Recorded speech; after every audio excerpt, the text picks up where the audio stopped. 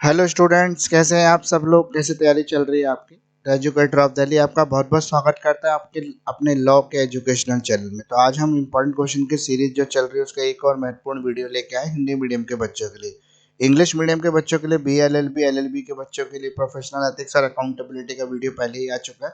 तो आज जो हम इस वीडियो को लेके आए हैं, तो पहले मैं इस पेपर के कॉन्सेप्ट के बारे में आपको थोड़ा सा बता दूं कि ये जो पेपर है हमारा professional ethics accountability of lawyer और बार बेंच रिलेशन जो है, इसमें हमारा 50 मार्क्स का थ्योरी पेपर आता है और 50 मार्क्स का हमारा प्रैक्टिकल पेपर आता है। तो प्रैक्टिकल का कॉन्सेप्ट कुछ ऐसा है कि 30 मार्क्स की हमारी प्रैक्टिकल फाइल होती है, 20 मार्क्स का हमारा वाइवा होता है जो प्रैक्टिकल फाइल की सब्जेक्ट में से ही लिया जाता है। यह वाइवा और प्रैक्टिकल हमारे कॉलेज के अंदर ही होता है। यूनिवर्सिटी से कुछ टीचर्स आते हैं इस वाइवा को कंडक्ट करने के लिए और कॉलेज वाले इसमें उसकी हेल्प करते हैं। तो इसी तरह से जो मैंने पिछला वीडियो इंग्लिश मीडियम के बच्चों के लिए ऑलरेडी दे दिया, तो हिंदी मीडियम के बच्चों के लिए आज वीडियो आ गया। तो 70% मार्क्स गारंटेड है। मैं बार बार ये कहता हूँ कि मेरी गारंटी है एग्जाम में यही आएगा तो यही आएगा तो यही आएगा। तो आप पढ़ना शुरू कर दो, ज़्यादा वेट करने की जरूरत नहीं है। डेटशीट के बारे में ज़्यादा सोचने की जरूरत नहीं है कि डेटशीट चेंज होगी, एक्सटेंड होगी, क्या होगा। जो भी होगा, कुछ भी होगा, अच्छा ही होगा। आपकी तैयारी तो होनी चाहिए। तो एग्जाम में यही आएगा, मेरी गारंटी है। हिंदी मीडियम के बच्चों के लिए आज का वीडियो है। तो ज़्यादा समय वेस्ट ना करते हुए हम लोग वीडियो को शुरू कर लेते हैं। तो मेरा नाम मुकेश किरार है। अब मुझे शायद इंट्रोडक्शन देने की भी जरूरत नहीं है, आप सब मुझे पहचानते हैं। आप कमेंट्स बड़े कम करते हैं और हिंदी मीडियम के बच्चों से मेरी एक शिकायत भी है, हिंदी मीडियम पे व्यूज़ काफ़ी कम आते हैं। तो वीडियो बनाने में ना बिल्कुल उसका मज़ा नहीं आता है, क्योंकि यार इतनी मेहनत लगती है वीडियो बनाने के लिए, कंटेंट तैयार करने के लिए, और फिर अगर वीडियो में व्यूज़ 400-500 पे अटक जाते हैं तो अच्छा नहीं लगता है। इसलिए कोशिश करें कि उसको हिंदी मीडियम के सही बच्चों तक वायरल करें, सबसे पहुँचा दें। अपने जितने भी व्हाट्सएप ग्रुप है आपके कॉलेज के, क्लास के, उसमें इसको शेयर जरूर कर दें ताकि अधिक से अधिक बच्चे इसका लाभ उठा सके। और यार आप तो मेरे मतलब मेरा मार्केटिंग का तरीका यही है ना कि आप लोग जो मेरे मार्केटर हो, आप ही मेरी मार्केटिंग करते हो। तो आप ही लोग अगर माउथ टू माउथ पब्लिसिटी नहीं करेंगे, मेरी हेल्प नहीं करेंगे, तो मेरा चैनल कैसे ग्रो होगा? मैं देख रहा हूँ काफ़ी टाइम से मेरे सब्सक्राइबर भी 3,500 पर अटके हुए हैं। तो थोड़ा सा उसमें ही पुश कीजिए और भी नए नए बच्चों को जोड़िए चैनल के साथ। तो आइए शुरू करते हैं आज का educator of Delhi. Important question है। प्रोफेशनल एथिक्स हमारा सब्जेक्ट है जो 50 मार्क्स का आता है एग्जाम में। तो पहला क्वेश्चन है कि अदालत मुवक्किलों और समाज के प्रति वकीलों की जवाबदेही पर विस्तार से चर्चा करें। एक वकील को उपलब्ध अधिकारों पर चर्चा करें। एक सक्षम और सफल वकील बनने के लिए एक व्यक्ति को कौन से गुण होने चाहिए? अधिवक्ता अधिनियम के तहत एक वकील के रूप में नामांकित होने के लिए योग्यता और प्रक्रियाएं बताइए। यदि नामांकन समिति किसी व्यक्ति का नामांकन करने से इनकार कर दे तो क्या उपाय है? किसी वकील का नाम एक दूसरे राज्य में स्थानांतरित करने की प्रक्रिया क्या है?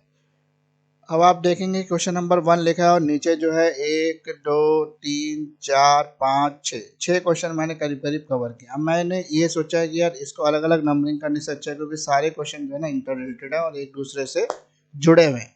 तो मैंने कहा यार अलग अलग नंबरिंग करने से अच्छा है कि मैं एक ही नंबरिंग में सारे क्वेश्चन दे दूँ और बच्चे कुछ इस तरह का आंसर इसका तैयार करें कि ये सारे टॉपिक कवर हो जाए। तो आप कुछ इस तरीके का आंसर तैयार करना है कि सारे ही टॉपिक कवर हो जाए, जो भी एग्जाम में है उसके पॉइंट ऑफ व्यू से, उसी आइडिया से आप आंसर को एग्जाम के में लिख देना।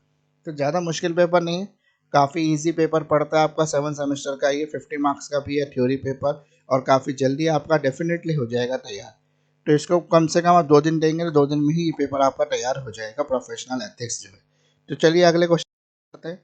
अगला क्वेश्चन नंबर 2 है। इसको ही मैंने कुछ इस तरीके से डिजाइन किया है कि जो सारे क्वेश्चन मुझे लगते थे कि एक जैसे ही क्वेश्चन है, घुमा फिरा के पूछे जाते हैं, अलग अलग स्टाइल से पूछे जाते हैं।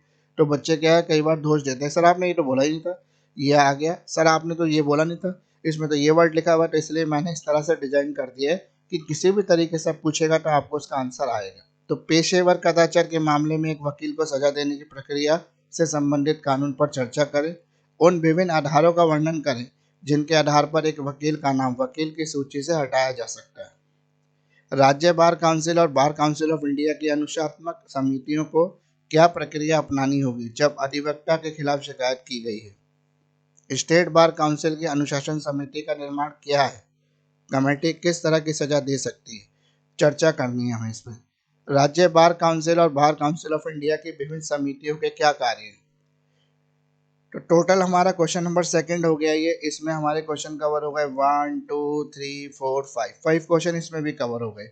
तो 5 क्वेश्चन डिफरेंट तरीके से तो हैं, लेकिन आंसर का कंटेंट कुछ ना कुछ इंटर रिलेटेड है, मैच करता है एक दूसरे से। इसलिए सबका एक ही मिला के आंसर तैयार करना और सारे टॉपिक को कवर कर देना आंसर में। अगर आंसर्स में आपको कोई दिक्कत आ रही है तो मेरे पास PDF अवेलेबल है, आप आंसर के पीडीएफ मुझसे ले सकते हैं, बड़े ही रीजनेबल प्राइस पर मैं पीडीएफ आपको दे रहा हूँ।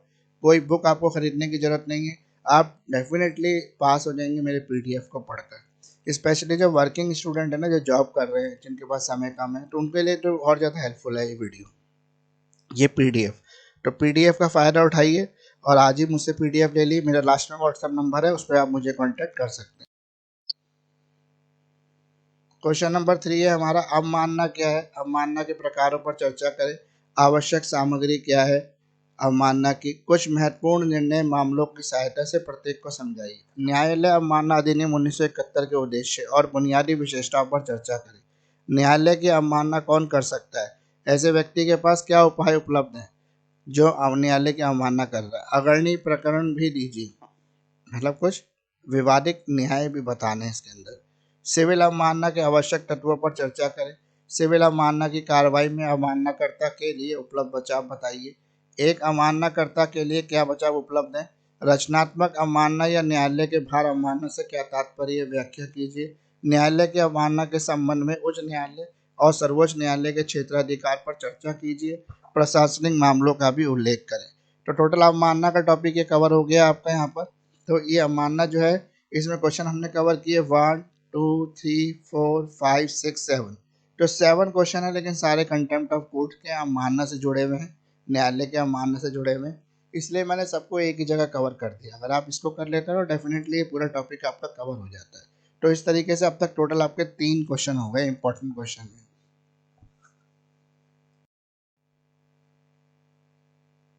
अब ये जो है 50 मार्क्स का पेपर है, तो इसलिए मैंने इसमें कम क्वेश्चन दिए, 18 क्वेश्चन, 19 क्वेश्चन नहीं दिए, थोड़े कम कर दिए, 9 कर दिए, आधे कर दिए। 50% पेपर है, 50 मार्क्स है, 50% पेपर है, तो 50% क्वेश्चन भी हो गए। तो इम्पोर्टेंट क्वेश्चन इस बार कम है।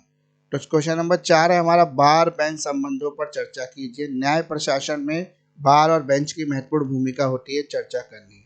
भारत में कानूनी पेशे के विकास पर चर्चा करें। कानूनी पेशे से आप क्या समझते हैं? इसका स्वरूप और महत्व बताइए। क्वेश्चन नंबर 5 कवर हो गया। क्वेश्चन नंबर 6 है आपका, बार काउंसिल ऑफ इंडिया के संविधान की व्याख्या कीजिए। क्वेश्चन नंबर 7 हो गया आपका। प्रश्न संख्या 7 है, भारतीय अधिवक्ता अधिनियम 1961 के तहत एक वरिष्ठ अधिवक्ता के नामांकन की प्रक्रिया बताइए। सीनियर वकीलों को किस तरह से रजिस्ट्रेशन कराना होता है। प्रश्न नंबर 8 है हमारा, अखिल भारतीय बार परीक्षा से आपका क्या तात्पर्य है? इसके महत्व को स्पष्ट कीजिए। ऑल इंडिया बार काउंसिल का जो एग्जाम होता है, जिससे वकील का रजिस्ट्रेशन होता है, वो। प्रश्न नंबर 9 है आपका, संविधान, भारत के संविधान के अनुच्छेद 226 के तहत रिट क्षेत्राधिकार पर चर्चा कीजिए। ताजा मामले भी बताइए। तो ये टोटल 9 क्वेश्चन हो गए प्रोफेशनल एथिक्स के। अगर आप इस 9 क्वेश्चन को एग्जाम में करके जाते हैं तो डेफिनेटली आपके अच्छे मार्क्स कोई नहीं रोक सकता, आपके अच्छे मार्क्स आएंगे। तो आज ही से पढ़ना शुरू कर दें, जो भी प्रोफेशनल एथिक्स को पढ़ रहे हैं। कोई भी प्रॉब्लम आती है तो आप मुझसे 24/7 कॉन्टैक्ट कर सकते हैं। मैं आपके लिए हमेशा अवेलेबल हूँ। कोशिश करूँगा आपके आंसर का तुरंत रिप्लाई करने के। कॉल मैं कई बार पिक नहीं कर पाता, इसलिए व्हाट्सएप पे मैसेज करें, जब भी मैं फ्री होऊंगा मैसेज देखकर आपको रिप्लाई कर दूंगा। क्योंकि कॉल कई बार उठाना मुश्किल हो जाता है, मेरी क्लास चल रही होती है, क्लास का डिस्टर्बेंस हो नहीं सकता है। और कई बार मैं कुछ अपनी सेल्फ स्टडी कर रहा होता हूँ तो मोबाइल को साइलेंट कर देता हूँ। तो इस वजह से कॉल के चक्कर में ना पड़े, आप मुझे व्हाट्सएप मैसेजेस करें, मैसेज सीन करके मैं आपको तुरंत रिप्लाई देने की कोशिश करूँगा।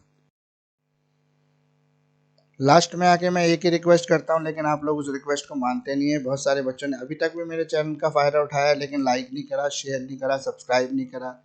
300-400 व्यू आने के बाद लाइक देखो तो 5-10। यार 5-10 बच्चे क्यों लाइक करते? क्या वीडियो आपको हेल्पफुल नहीं है? या वीडियो से आपको मज़ा नहीं आ रहा है, या कुछ और चेंजेस करने, तो कमेंट में लिख के बताइए ना मुझे। प्लीज़ शेयर करें, लाइक करें, सब्सक्राइब करें, अपने फ्रेंड से भी सब्सक्राइब करवाएं हमारे यूट्यूब चैनल को, और साथ में बेल आइकन को प्रेस कर दें, बेल आइकन को।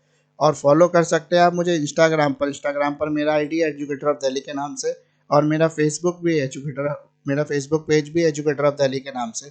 तो वहाँ पर भी आप मुझे लाइक एंड फॉलो कर सकते हैं। तो आंसर सभी इंपॉर्टेंट क्वेश्चन के मेरे पास अवेलेबल है पीडीएफ फॉर्मेट में, एक रीजनेबल प्राइस पर। वीडियो लेक्चर्स भी आप मुझसे ले सकते हैं डिटेल एक्सप्लेनेशन में, वो भी अवेलेबल है।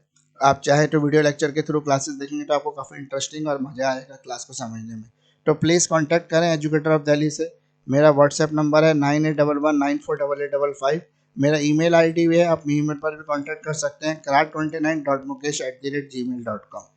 तो फ्रेंड्स, एजुकेटर ऑफ दिल्ली के साथ जुड़े रहिए। आपके लॉ एजुकेशन और लॉयर्स तैयार करने का काम हम कर रहे हैं और अधिक से अधिक लॉयर जो है हमारे तैयार हो रहे हैं।